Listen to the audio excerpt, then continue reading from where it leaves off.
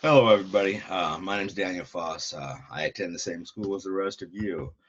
My topic, well, you can't tell by how late this is, but that's a whole other subject. My topic of selection, actually, what was left is female sexual arousal disorder. I'm okay with this because I don't know that much about it, to be honest with you.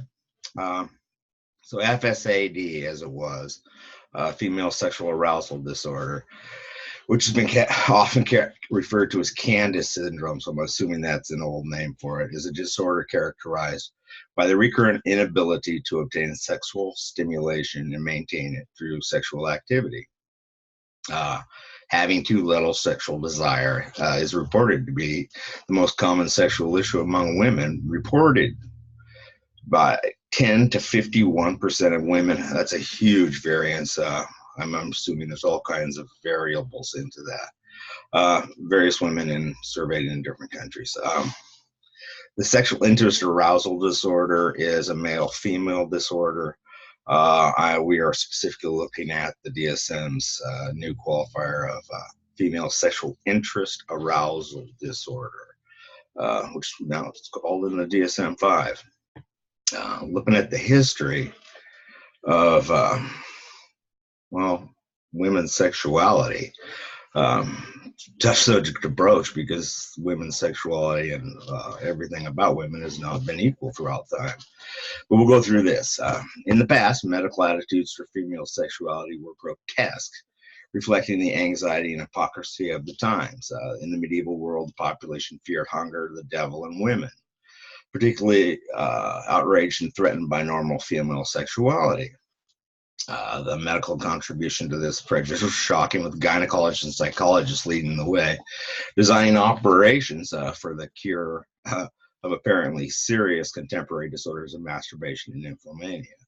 Until 1894, people were advocating for a clitoridectomy to prevent the progression. We can imagine, we know, look it up, to prevent the progression of masturbatory melancholia, paralysis, blindness, and even death. Continuing, the suppression of female sexuality can be regarded as one of the most remarkable psychological interventions in Western cultural history, according to Sherfield in 1966. Respected statement of this view: the sex drive of the human female is naturally and innately stronger than that of the male, and it once posed a powerfully stabilizing threat to the possibility of social order. For civilized society to develop, it was allegedly necessary, or at least helpful, for female sexuality to be stifled. Countless women have grown up and lived their lives with far less sexual pleasure than they would have enjoyed in the absence of this large scale suppression that continues today. Uh, so let's try and get some understanding here. The sexual revolution was time that refers to a widespread change in sexual attitudes and behaviors that has occurred in the middle of the 20th century here in the United States. Some important new concepts of sexual health and sexual rights provide yet another broad and thought-provoking perspective on sexuality through this time. Sexual health is recognized as a social political movement that is gaining momentum worldwide. Although many discussions of sexual health are actually about sexual disease during the early 80s, 90s, early 2000s, such as HIV, sexual health, is becoming a much broader concept that involves a version of positive sexual health. It was WHO that adopted this definition as follows in 2002. Sexual health is a state of physical, emotional, mental, and social well-being in relationship to sexuality. Is not merely the absence of disease, dysfunction, or infirmity. Sexual health requires a positive and respectful approach to sexuality and sexual relationships, as well as the possibility of having pleasurable and safe sexual experiences free of coercion, discrimination, and violence. For sexual health to be attained and maintained, the rights of all persons must be respected, protected, and fulfilled. Pretty powerful who coming out there and do this. Some of the current definitions of sexual dysfunction in women reflect a change in our understanding of normal sexual response.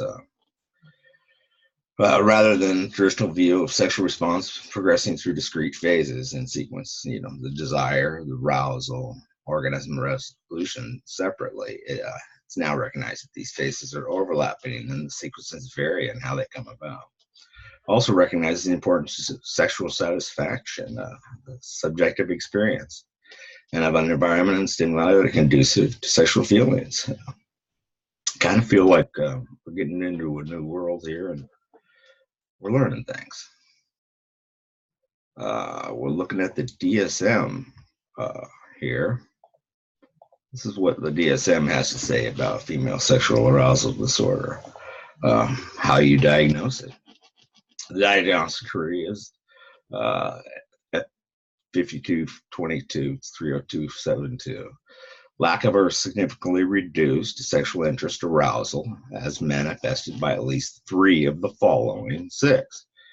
Absent reduced interest in sexual activity.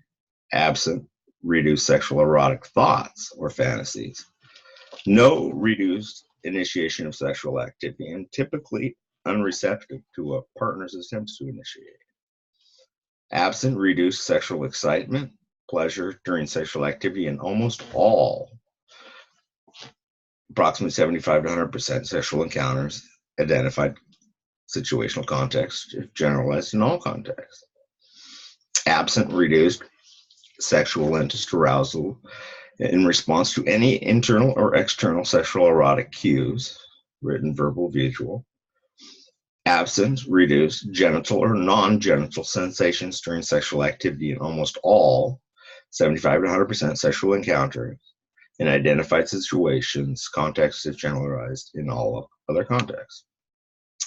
The symptoms in criterion A have persisted for a minimum duration of approximately 6 months. The symptoms in criterion A cause clinically significant distress in the individual. Reminder again that is absent reduced interest in sexual activity. Number 4, the sexual dysfunction. It caused clinically significant distress in the individual. 4, the sexual dysfunction is not better explained by a non-sexual mental disorder or as a consequence of severe relationship distress, partner violence, or other significant stressors and is not attributed to the effects of a substance, medication, or another medical condition. And then the specifiers are lifelong, acquired, relatively short period, generalized, not limited to certain types of stimulation, situational, only for certain types of stimulation, mild, moderate, and severe.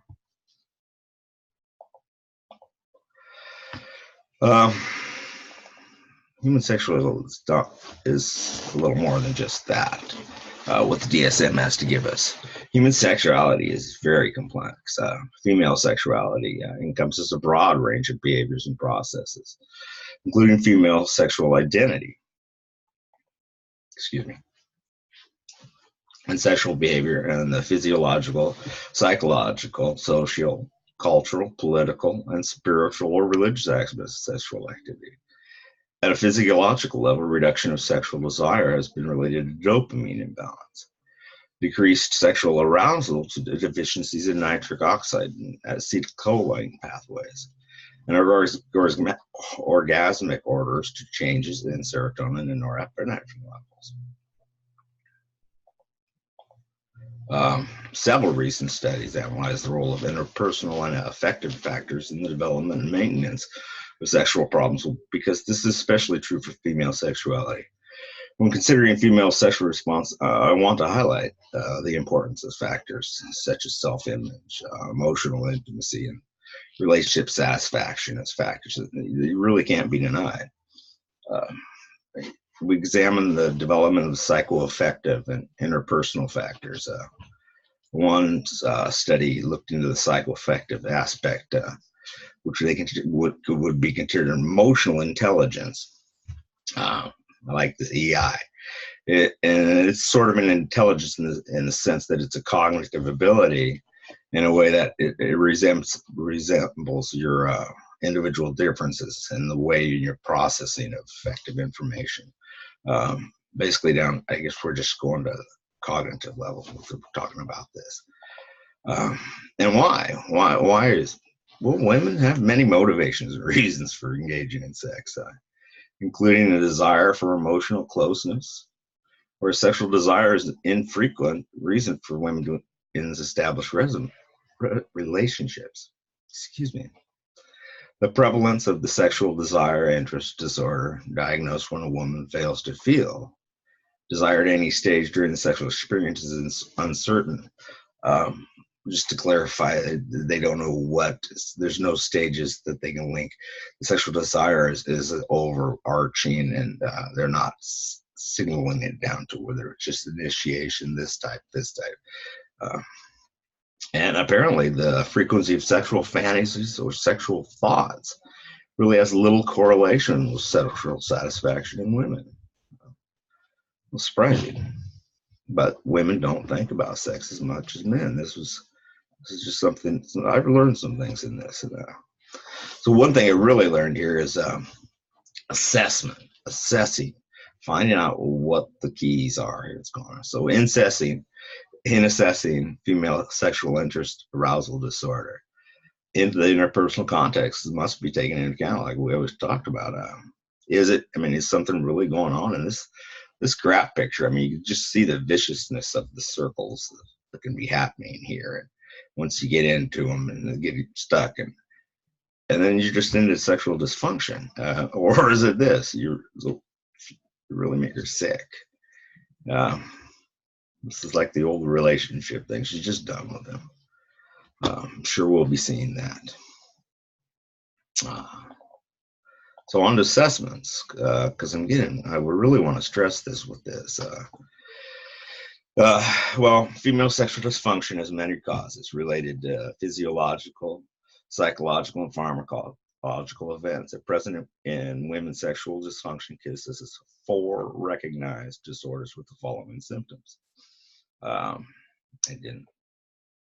Hypoactive sexual desire, HSDD, decreased arousal and sexual aversion, and female sexual arousal disorder, decreased arousal and or arousal problems, orgasmic disorder, difficulty or inability to achieve orgasm, and then severe sexual pain disorder, and that could manifest in many ways, but genitally would be the norm. A couple assessments ran into here, I think, a really broad range and kind of comprehensive in coverage to locate and diagnose. It's a sexual desire conflict scale for women. In this, it's a subjective discomfort is basic aim of the assessment tool. And then we have the sexual interaction system scale, which is more focused and measure a couple's sexual functioning. If there's couples involved and it seems to be just them, things were before, better, worse. These kind of tools will be figuring it out. The female sexual function index, which is a self-report, a subjective look at the female's own sexual functioning. And then there's really a high incidence of sexual dissatisfaction and low sexual desire in women who are drug and alcohol abusers. So very valid, and probably the thing to do would be to do a drug and alcohol assessment. See where they are with that. There's some other assessments I ran into. I have the feeling that this is one that I myself would have to be counting on assessments to get the right feel on. Numerous sexual, and here's what's really, because of the ideology of the sexual disorders. I mean, there's so many things going on here. It may be physiological, maybe psychological, maybe environmental, or situational. Physical exam. There may be just hidden things that we're not seeing through conversation. And me, what have I learned from this? Yeah, I learned what I already knew. I learned that women have been and continue to be suppressed in every way that is possible, even sexually. I didn't learn it, I knew it. I already just got reminded. See a little picture, we need to get on the same footing. Something really of interest for me, excuse me, Ran into some studies. Excuse me. They were focused on the lack of desire being the initiation between sexual experience, as well as lack of sexual thoughts. However, sexual thoughts are infrequent in many women without apparent sexual dissatisfaction. I would certainly agree with that. And the frequency of sexual fantasies or thoughts has little correlation with sexual satisfaction in women. I'm sure it's true. Arousal disorders are characterized according to whether there is a lack of subjective arousal alone or a lack of both subjective arousal and awareness of genital congestion. There's no objective measures that are really used to establish diagnosis. And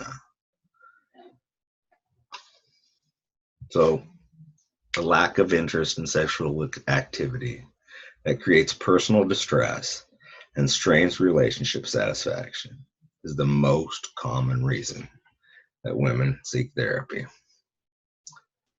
How about that? I need to study this more. I think we all do. So something else I found that I was really turned on by is talking about the sexual desire. Bupropion is a norepinephrine dopamine reuptake inhibitor approved for treating depression. Well, and smoking cessation, but off-label, they've been using it for HSDD. And what it is it's a booster of this flibanserin, which is a non-hormonal central nervous system agent, and it affects the serotonin and dopamine. But the interesting thing was that mostly the deep dopamine D4 receptors in the brain were the ones that were affected. This is really narrowing it down. I mean, the results of this bupropion is being prescribed for women in their menstrual period, menstrual time, and the results are varied, but it appears this is what's happening. It's just really interesting to think that we're getting in that part of the mind that we can, we're gonna be modifying this. This stuff that interests the heck out of me, just how we're getting in there. Well, anyways, the results of the study found an increased sexual desire, decreased sexually related distress, and increased sexually satisfying events pre and post menopausal women. My goodness, let's get there. Okay, so what do we do with a woman who's suffering from a sexual lack of desire?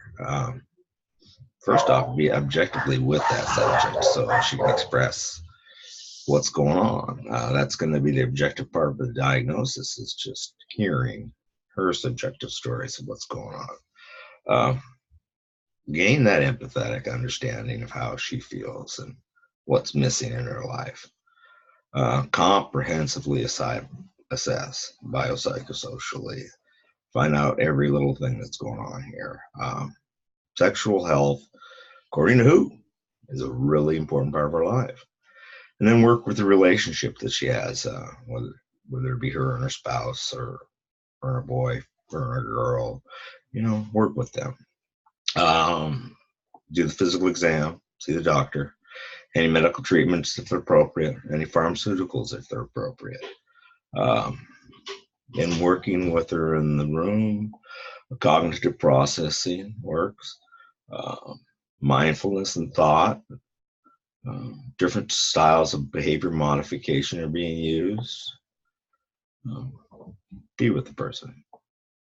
Do some processing with them of their thoughts. Thank you. Nice talking to y'all.